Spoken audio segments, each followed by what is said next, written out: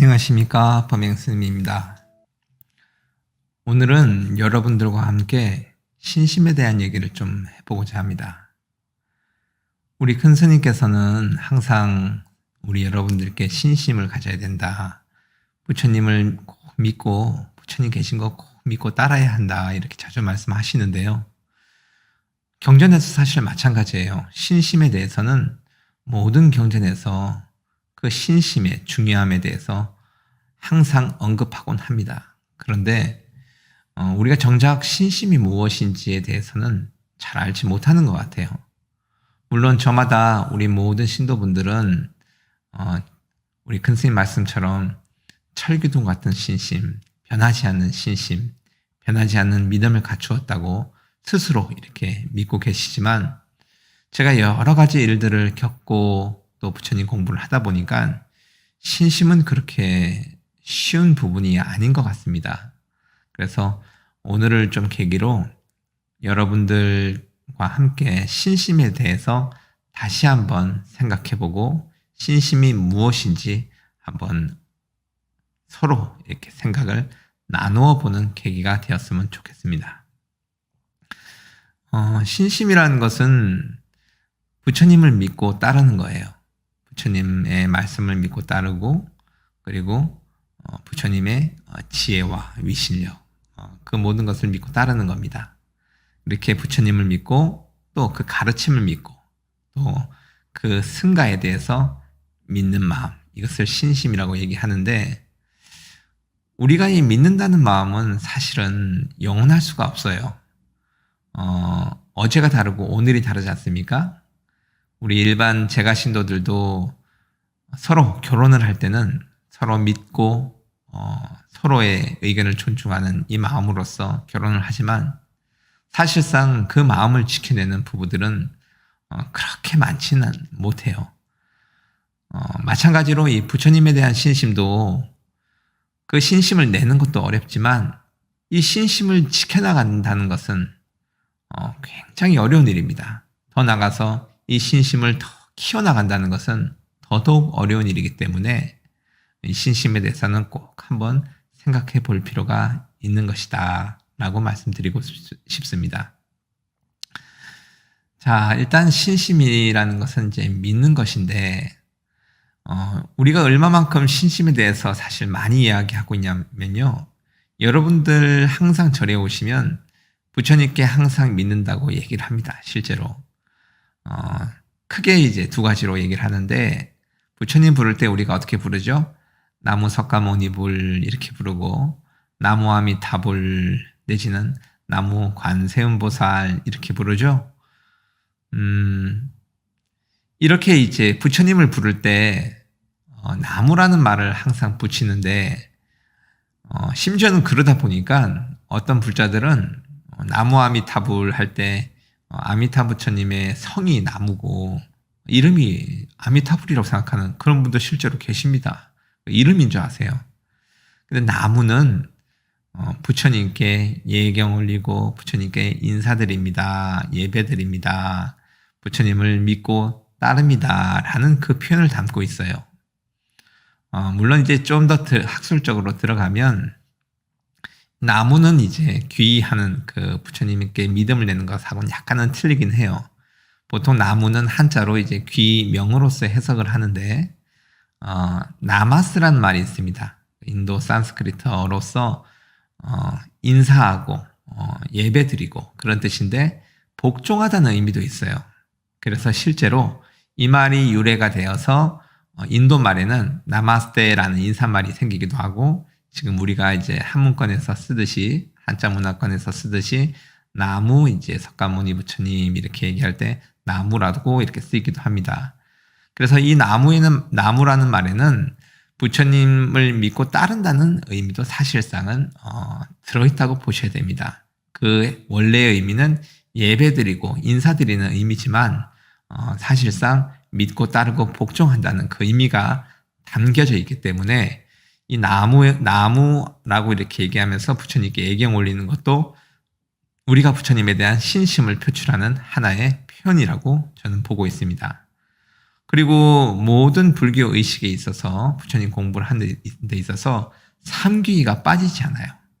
부처님과 부처님 법과 부처님의 그 법을 잘 지켜나가는 승가에 대한 이 믿음, 이 세 가지에 대한 귀하는, 믿고 따르는 이 선언을 항상 하기 때문에 불자람은 이 믿음이라는 부분은 항상 스스로도 언급하는 일상적인 부분입니다. 그런데 이 믿음이라는 이런 항상 하는 이 이야기에 대해서 내용을 잘 모르는 경우가 참 많이 있습니다. 그러면 대표적으로 이제 세 가지 보물 중에 부처님에 대한 믿음을 한번 살펴보겠습니다.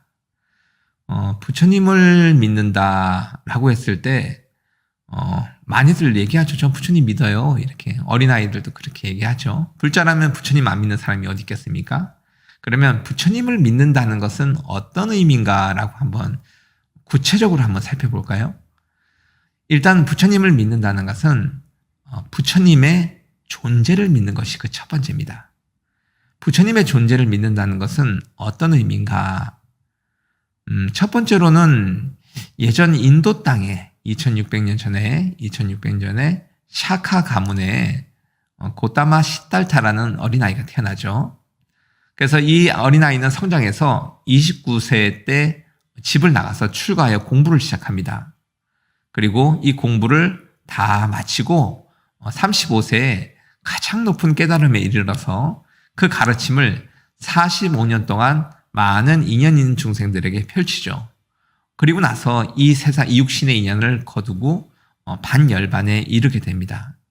자, 이러한 80년간 이 사바세계, 이 인간의 머물렀던 인도 땅에 머물렀던 그 분의 존재, 석가모니 부처님의 존재에 대한 믿음이 첫 번째 존재에 대한 믿음일 텐데, 이 믿음보다 더 중요한 게 있어요. 석가모니 부처님께서 이 역사적 인물이었던 사실은 어떠한 역사학자도 부정하지 않습니다. 이거는 기록이 너무나 확실해서 석가모니 부처님에 대한 기록은 존재는 당연히 이제 부정할 수 없는데, 문제는 반열반하신 이후, 육신의 몸을 다 거두신 이후의 부처님에 대한 문제예요. 많은 불자들이 반열반하신 부처님은 마치 없어지는 것 같이 이렇게 이해하시는 분들이 있어요. 절대 그렇지 않습니다. 부처님께서 반열반하시게 되면 육신의 몸은 사라지지만 당신의 그 수행과 지혜와 그 모든 지혜를 다 갖춘 지복의 몸을 얻게 돼 있어요. 이제 그것을 경전상에서는 30 이상 80종의 보신 내지는 색신이라는 표현을 쓰는데, 이러한 몸을 가지신 부처님께서 당신의 국토에 머무르시고 시방의 모든 인연 있는 중생들을 인연 따라 시절 따라 구제하시고 이들에게 법을 전하십니다. 이러한 부처님의 존재를 믿는 것이 사실은 진정한 부처님을 믿는 거예요.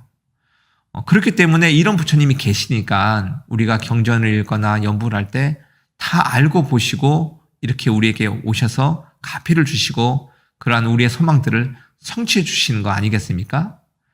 여러분들 많은 불자들이 공부를 할 때 본인이 이루고자 하는 그런 부분만 생각하고 이런 것을 이루어 주시는 분에 대해서는 간과하는 경우가 있는 것 같아요. 반드시 내가 무언가를 이루기 위해서 누군가의 부탁을 드리면 그 부탁을 들어주시는 분이 있는 거 아닙니까? 그것이 바로 부처님입니다. 예전에 역사적으로 육신을 거두신 사라지신 부처님이 아니라 저쪽 영적 세계에 30 이상 80종으로서 거룩한 몸으로서 계신 그 부처님이 실제 계시다. 이 믿음, 부처님이 계신다라는 이 믿음에 있어서 첫 번째가 될 겁니다. 그리고 나서 이제 믿어야 되는 것은 이 부처님께서는 너무나 많은 세월을 공덕을 짓고 나를 버리며 충생들을 위해 살아오셨기 때문에 그 지혜가 세상 그 누구와도 견줄 수 없고, 그래서 세상 모든 것을 다 알고 계시죠.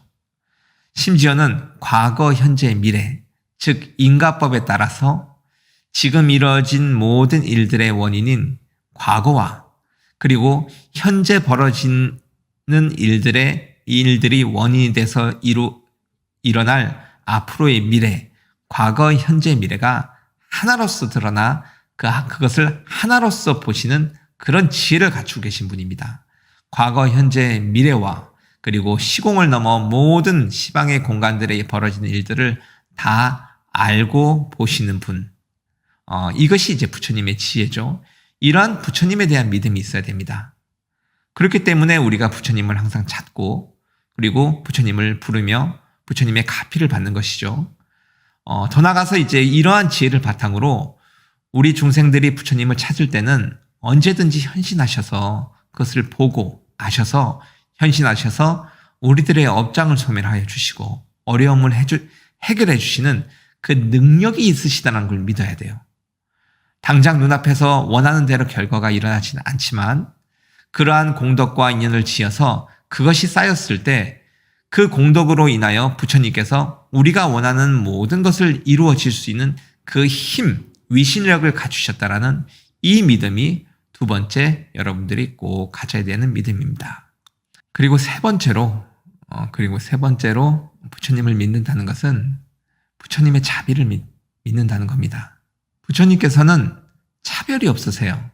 그 어떠한 중생이라도 부처님의 지혜와 그리고 위실력으로서 그 모든 중생들을 보고 살피셔서 당신을 찾는 중생이 있다면 차별이 없이 그가 지은 공덕만큼 그들을 위하여 어려움을 해결해 주시고 그들의 말을 들어주시고 업장을 소멸해 주신 분이십니다.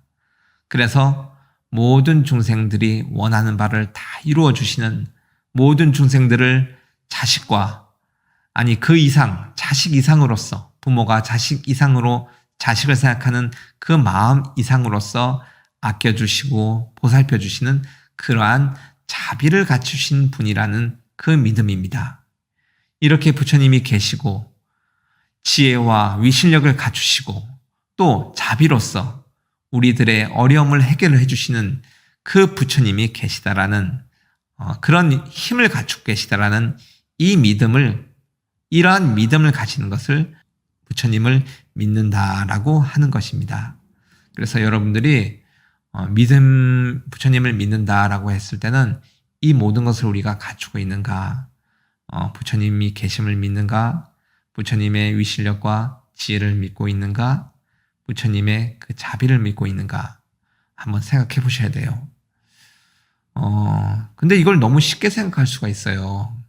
사실은 저는 매일같이 부처님께 예배 올리고 부처님을 찾는 그것을 제 일로서 삼고 있지 않습니까? 그렇지만 제 이 신심이 항상 하질 않아요. 매일 아침 새벽 2시 40분에 일어나서 이렇게 법당을 청소하고 그리고 지금 부처님이 계신 불단을 청소를 매일 하는데 그 부처님이 계신 것을 믿고 따르지만 그래서 그 부처님을 계신 그 장소를 치우는 것이 여간 환희심이 일어나는 일이 아닙니다. 사실은 아주 명예롭고 아주 뿌듯하고 아주 이 자부심 있는 그런 일인데 이 일을 함에 있어서도 그날 따라서 신나게 아주 신난 마음으로 경건한 마음으로서 부처님 이 법당을 청소하기도 하지만 어느 때는 가끔씩은 이 청소하는 마음에서 힘들다는 생각이 들기도 해요.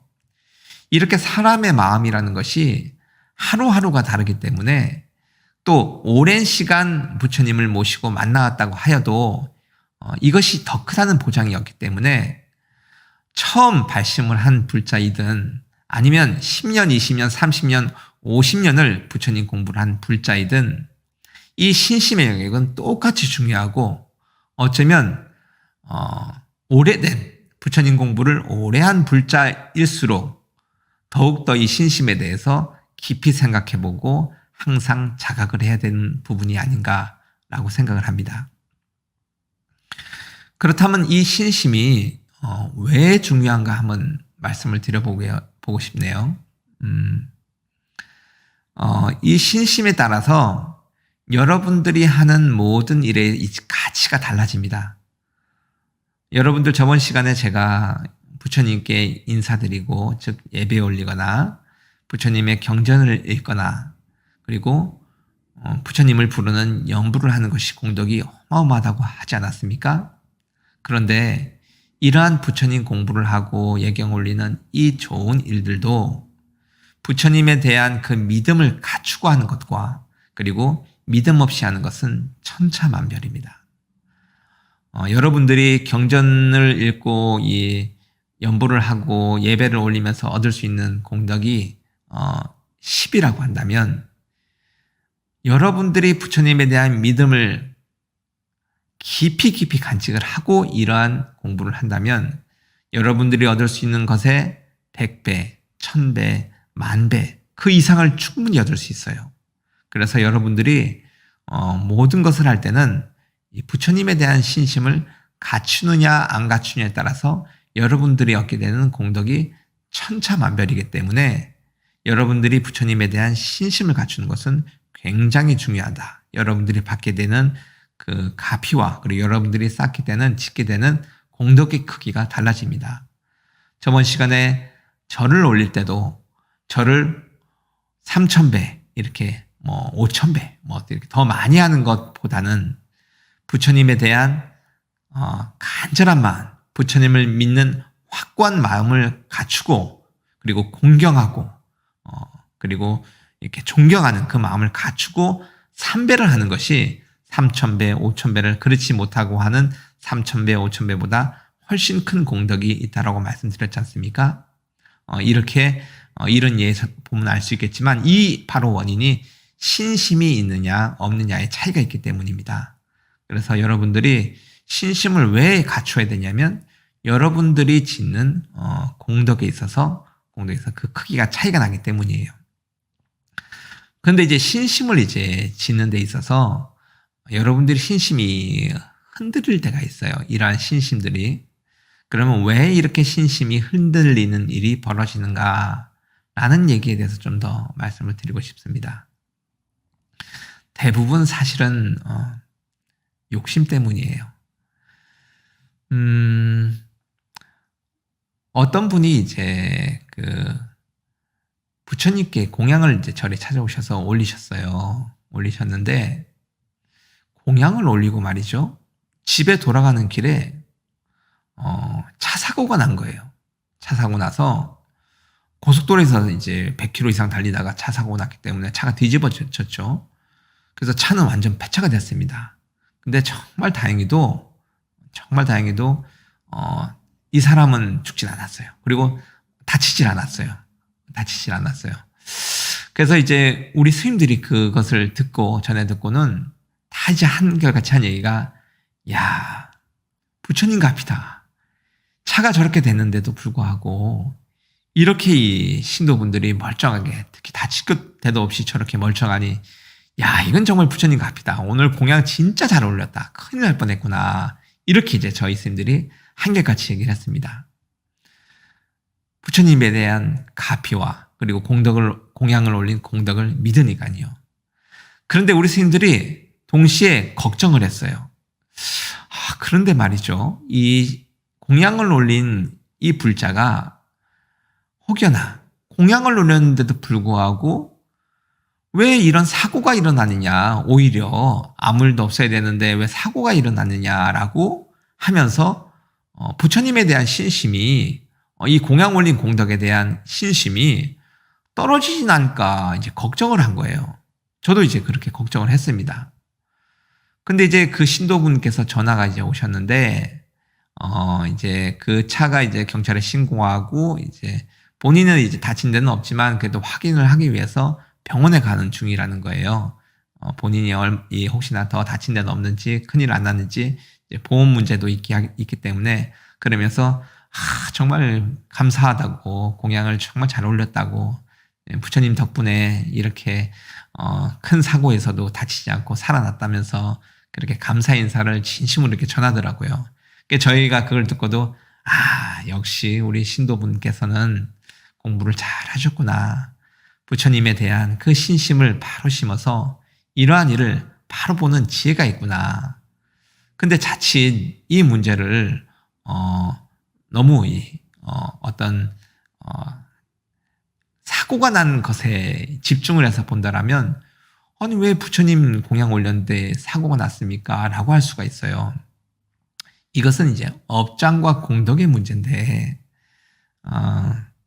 예를 들면 이제 업장이라는 것이 여러분들 생각에 뭐 조그만 이렇게 뭐 전생에 몇 생의 업장 그런 정도의 개념이 아닙니다.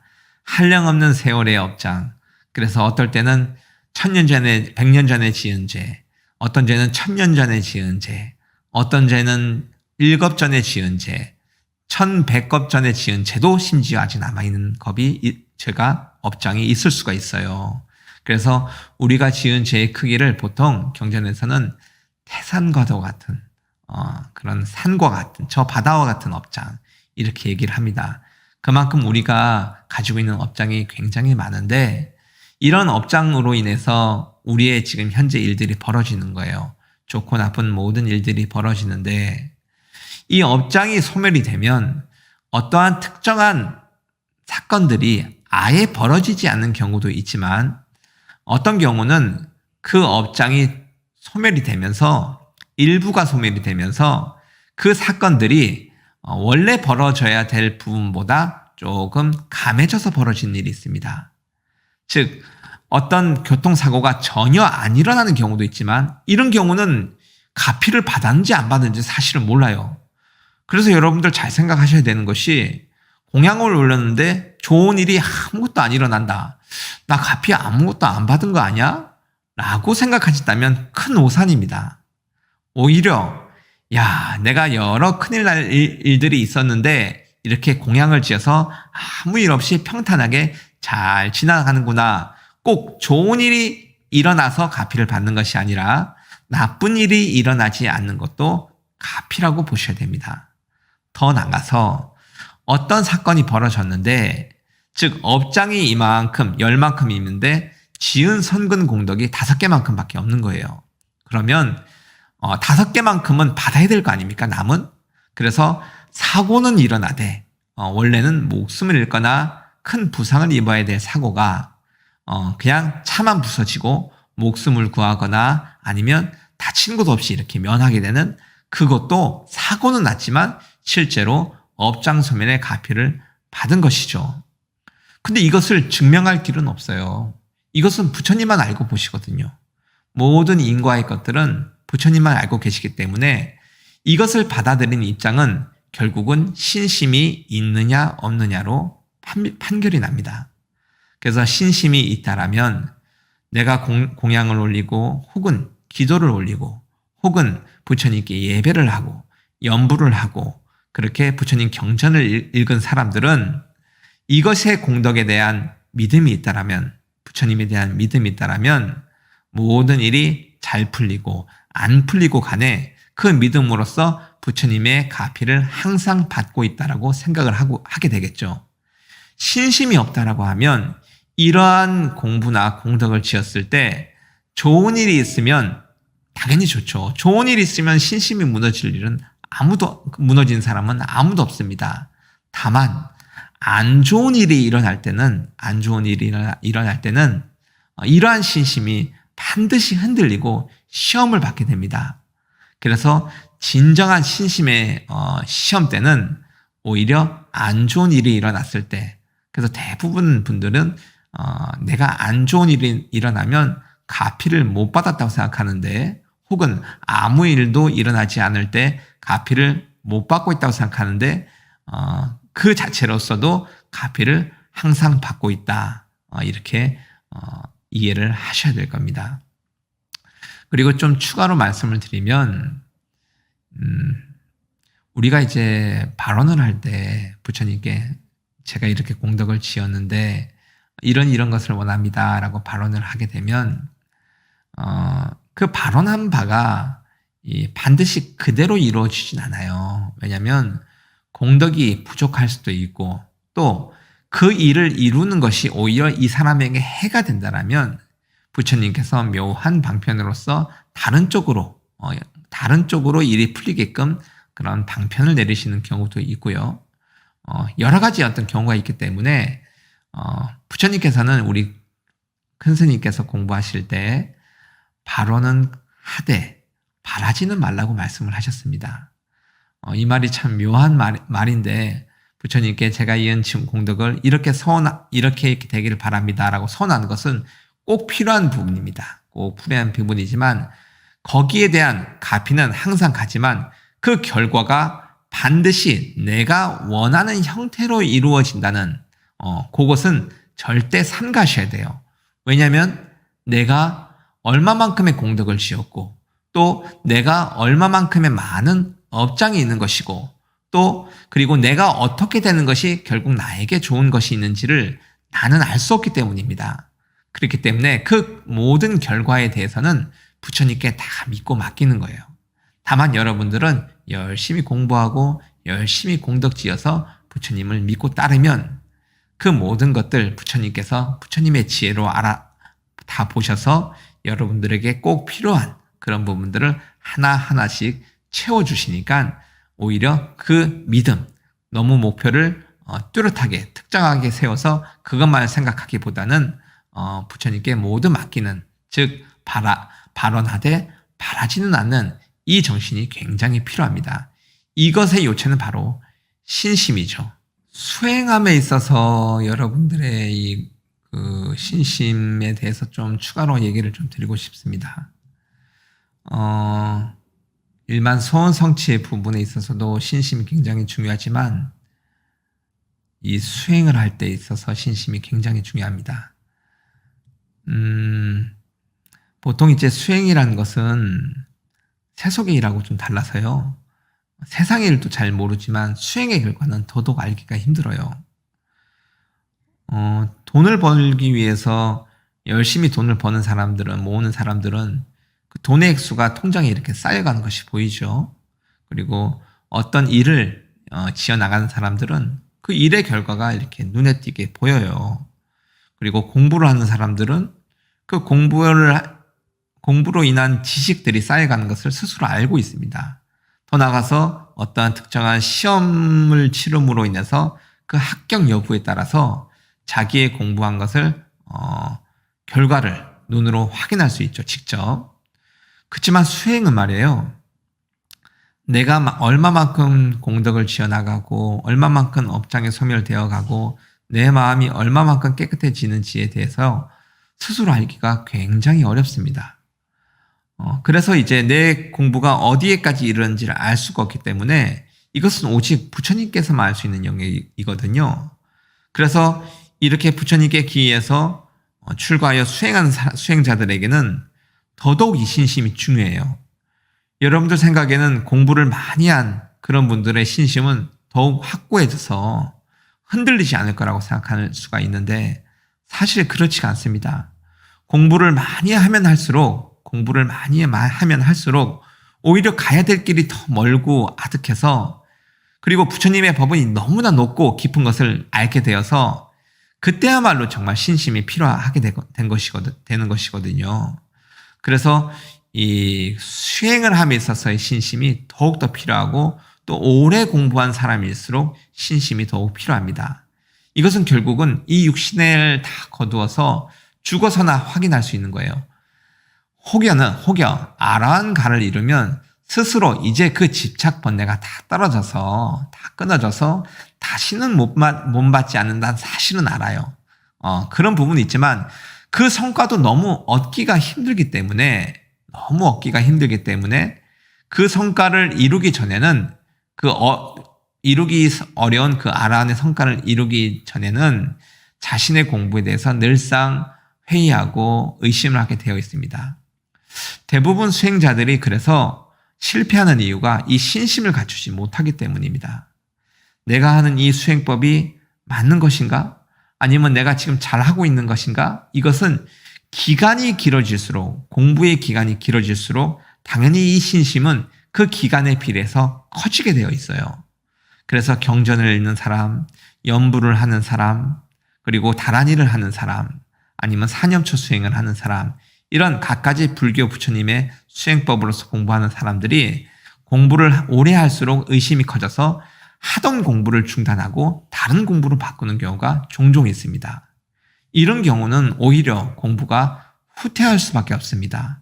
믿음을 가지고 부처님께서 말씀하신 이 공부를 하나를 잘 선택해서 끝까지 밀고 나가는 것이 오히려 더 빨리 가는 길인데 이 믿음을 갖추지 못하면 이 수행법에 대한 믿음을 갖추지 못하면 이 더 이상 수행자가 앞으로 나가기가 힘들어요.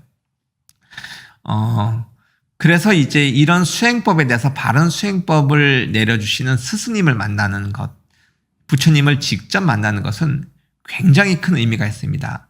눈으로 직접 볼 수 있는 부처님께서 넌 이렇게 공부하여라 라고 내려준다면 이건 정말 희유한 일이고 또 이 사람이 죽을 때까지 흔들리지 않고 공부할 수 있는 힘이 됩니다. 그래서 부처님을 직접 만나는 것은 굉장히 중요한데 이런 부처님을 만나지 못하는 경우가 대부분이 중생들이기 때문에 그럴 때는 부처님의 경전에 나와 있는 부처님의 말씀을 따라 공부를 하면 됩니다. 역시 대승의 경전들을 보면 그 경전에는 부처님 경전을 항상 수지 독송하고 부처님의 다란이를 외우고 그리고 부처님을 찾는 연부를 하라고 꼭 나와 있잖아요. 예배 공양 올려라. 이 얘기가 반드시 나옵니다.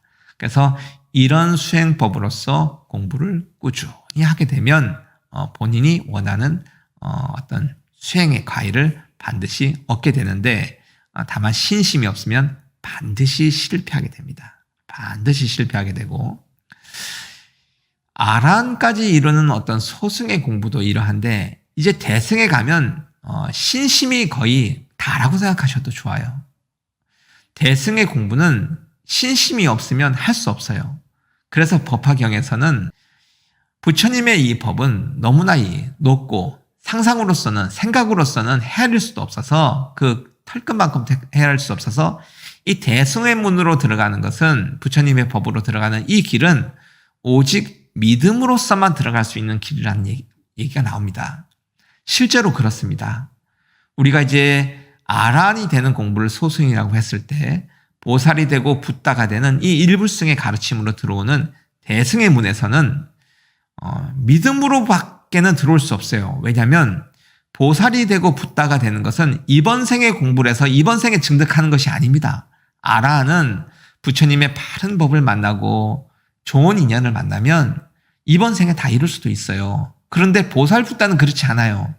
보살이 되고 붓다가 되는 이 공부는 너무도 아득한 세월을 너무나 수많은 수천, 수백, 수억 겁의 그런 세월 동안 몸을 받아오면서 부처님의 법대로 경전을 읽고 타란이하고 연불 하고 또 중생들을 위해서 내 것을 다 내주면서 이 세상 모든 존재들에 대해서 모든 제법에 대한 집착과 번뇌를 끊어가면서 무주상보시하면서 이렇게 나없는 공부를 꾸준히 해온 사람들이 이번 생도 역시 그 믿음 하나로서 이번 생에 보살이 못 된다 하더라도 이번 생에 불가를 못 이룬다 하더라도 오직 부처님의 그리고 부처님의 가르침에 대한 믿음 하나로서 이렇게 선근 짓고 공부를 해나가는 과정입니다. 이번 생에 또 다 이루지 당연히 못할 것이기 때문에 다음 생에 태어나서도 이렇게 공부하고 또 미래세가 다도록 이렇게 부처님을 믿고 부처님의 가르침대로 공부하고자 하는 것이 바로 대승의 공부이기 때문에 정말 대승에 들어오면 공부의 핵심은 믿음이 될 수밖에 없어요. 신심이 없으면 한 보도 진척할 수 없고 오히려 이 대승의 문에 들어온다는 것이 굉장히 무섭고 두려운 일입니다.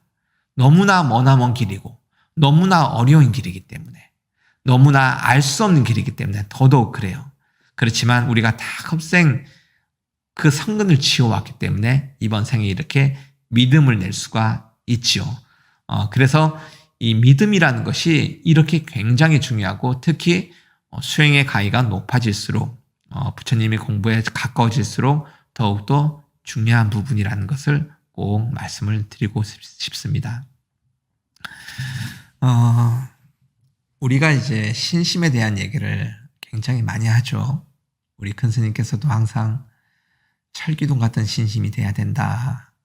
그래서 저도 그런 신심인 줄 알고 스스로 가지고 있는 신심이 또 신도분들도 스스로의 신심이 그렇다고 생각을 하실 겁니다. 그러나 그렇지가 못합니다. 이 신심은 너무나 가지기 어렵고 간직하기도 어렵고 내기도 힘들지만 이것을 유지하는 것은 더욱 힘들어요. 그리고 이 신심을 더욱더 키워나간다는 것은 정말로 어려운 일입니다. 여러분, 부처님에 대한 이 믿음을 내었을 때 이 기회를 절대 쉽게 내버려서는 안 돼요. 이 부처님을 믿는, 부처님의 가르침을 믿는 이 마음을 생겼을 때, 부처님의 해상을 만났을 때 더더욱 정진하셔야 됩니다. 절을 하더라도, 예배를 올리더라도, 부처님께 기도를 올리거나 경전을 읽거나 연불을 하거나 공양을 올릴 때, 모든 그런 부처님께 성근을 지을 때 정말 혼신의 마음을 담으십시오. 부처님에 대한 마음을 내가 정말 간절히 내면 낼수록 이 신심이 나도 모르게 깊이 세워져요. 어쩌면 이 신심이 공부에 있어서 가장 중요한 것 같아요. 그래서 부처님께서는 99가지를 다 잃더라도 신심 하나만은 잃지 말아라 라고 얘기하십니다. 신심 하나를 갖춘다면 그 99가지를 부처님께서 다 갖춰주신다고 부처님께서 하신 말씀이 있습니다. 부처님의 힘이 그렇습니다. 부처님의 자비가 그래요. 그런 부처님이 실제 계십니다. 그래서 여러분들 아라한을 넘어 보살 그리고 붓다를 이루는 그 공부를 여러분들이 정말 믿고 그리고 실천함에 있다면 무엇보다 신심을 키우는데 소홀하지 마십시오. 항상 부처님을 생각하고 이 마음을 진심으로 간절하게 내셔야 돼요. 이렇게 노력하지 않으면 신심은 절대 키워지지 않습니다. 매일같이 절을 한다고 해서 신심이 키워지지 않아요. 오히려 그런 매일같이 반복되는 일들이 습이라고 할까 관성적으로 하게 되면서 오히려 신심 없는 어떤 행위 될 수가 있어요. 그래서 항상 여러분들 바쁜 와중에 절을 한 번이라도 오게 되면 부처님에 대한 마음을 깊이 하셔서 간절하게 절하시고 간절하게 경전을 읽으시고 또 믿는 마음 확고히 하셔서 연불하십시오. 부처님 진짜 계시고 부처님 말씀이 진실이며 부처님의 지혜와 위실력 그리고 자비는 정말 우리 상상으로 헤아릴 수 없는 정말 완벽하고 그리고 못할 것이 없는 그런 영역입니다. 그래서 여러분들 부처님에 대한 이 믿음 잘 간직하셔서 공부 열심히 해나가셨으면 좋겠습니다. 저도 그렇고 여러분들도 그렇고 이 부처님에 대한 이 마음이 결코 잊혀지지 않고 그렇게 함께 끝까지 나갔으면 좋겠어요. 여러분들 공부 열심히 하십시오. 부처님에 대한 마음 잘 간직하십시오. 나머지 부족한 모든 부분들을 부처님께서 다 이끌어 주실 겁니다. 여러분들 공부 잘 하십시오. 나무 석가모니불, 나무 일체 제불 공부 열심히 하십시오. 감사합니다.